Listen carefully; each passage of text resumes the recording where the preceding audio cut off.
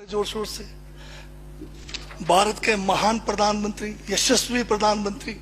अब मैं ये पूछना चाहता हूं, भूटान को 10,000 करोड़, मंगोलिया को 70,000 करोड़, बांग्लादेश को 15,000 करोड़, मॉरिशस को 5,000 करोड़, नेपाल और अफ्रीका के देशों को 39 अरब करोड़, सरदार स्टैच्यू को 3,000 करोड़, उद्योगपतियों का ऋण माफ करने के लिए 5,55,000 करोड़, मोदी की विदेश यात्राओं पर 25,000 करोड़ और बीजेपी का मुख्यालय का 350 करोड़, मोदी और बीजेपी के विज्ञान पे 5,000 करोड़, मोदी की सुरक्षा में 24 घंटे में 1 करोड़ रुपए दिन का खर्च कर रहे हैं और साल में 591 करोड़ 30 लाख रुपए आप खर्च कर रहे हैं।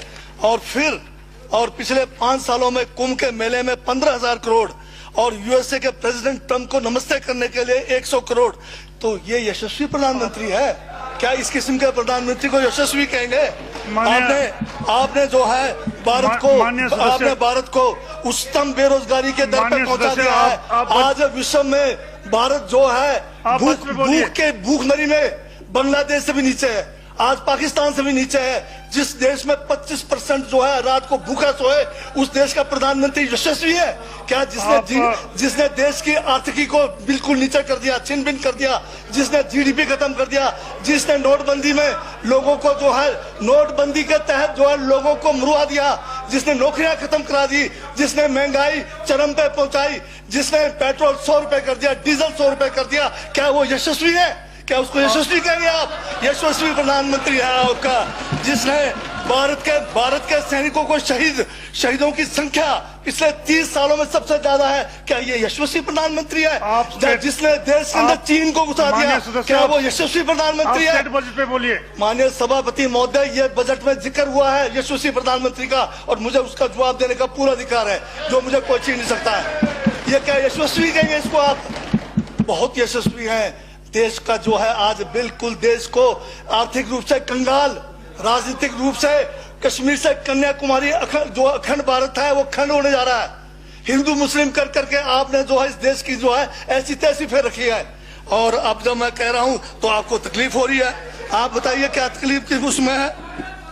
आप अब दादा अभी लाल किला आपने बेच दिया, रेलवे स्टेशन आपने बेच दिया, एयरपोर्ट आपने बेच दिया। यशस्वी प्रधानमंत्री है।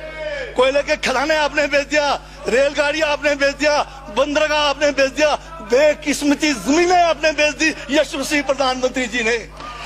और कहते हैं कि देश बदल रहा है, देश बिक रहा है। महाराज ये कहिए देश बिक रहा है।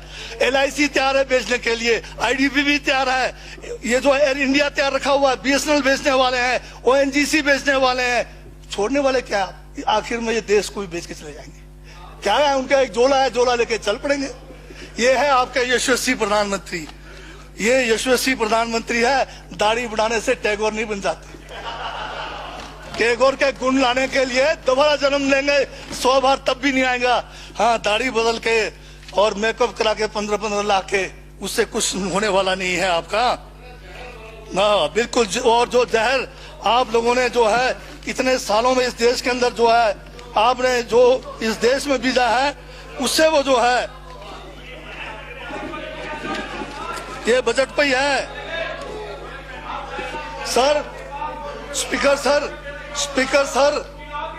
सर यशस्वी प्रधानमंत्री जी का जिक्र बजट में आया है, इसलिए मुझे भी जवाब देना पड़ा है। और मैं यहाँ ये कह के इस बात को समाप्त कर देना चाहता हूँ। बर्बाद गुलदस्ता करने को तो एक उल्लू काफी था, हर शाख पर उल्लू बैठा है, अंजामे गुलिस्तान का क्या होगा?